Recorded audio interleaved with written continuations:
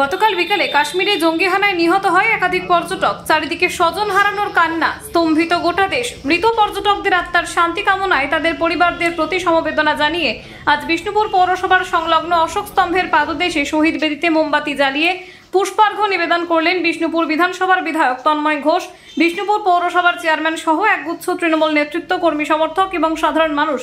কাশ্মীরের এই ঘটনাকে নিন্দা জানিয়ে দোষীদের কঠোর থেকে কঠোরতম শাস্তির দাবি জানিয়েছে তৃণমূলের প্রতিনিধিরা। তাদের দাবি, কেন্দ্রের অপদার্থতার জন্যই এই দুর্ঘটনা। এত বড় দুর্ঘটনার খবর কেন এজেন্সির কাছে ছিল না, তার দায় কেন্দ্র সরকারকে নিতে হবে। এত মৃত্যুর জন্য দায়ী শুধুমাত্র কেন্দ্রীয় সরকার। বাঁকুড়ার বিষ্ণুপুর থেকে সুচিন্ত গোস্বামীর রিপোর্ট।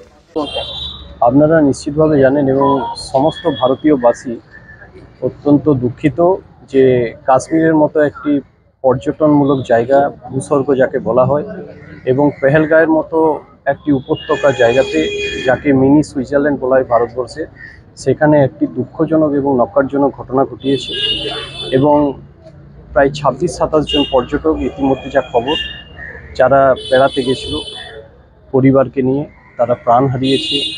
অনেকে, সারা ভারতবর্ষ আজকে দুঃখ প্রকাশ করছে এই নিন্দনীয় ঘটনার জন্য, এবং আমরাও বিষ্ণুপুরবাসী হিসাবে এবং ভারতবর্ষের অংশ হিসাবে, বিষ্ণুপুরের একজন নাগরিক হিসাবে আমরাও সকলে মিলে আজকে তাদের প্রতি আমরা শ্রদ্ধা জ্ঞাপন করলাম এবং ফুল দিয়ে এবং মোমবাতি জ্বালিয়ে, এবং আমরা চাই যে তাদের পরিবার যেন ভালো থাকুক, সুস্থ থাকুক, এবং তাদের বিদেয়ী আত্মার প্রতি শান্তি কামনা করছি এবং পরিবারের প্রতি আমরা শোক জ্ঞাপন করছি।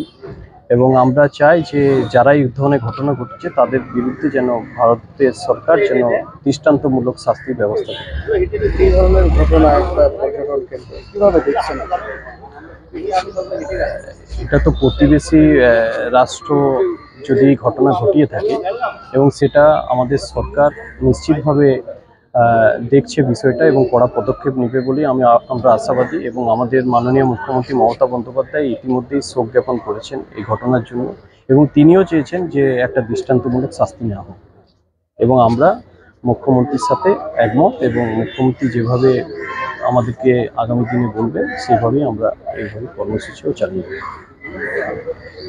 চোখের ভরসা চশমা।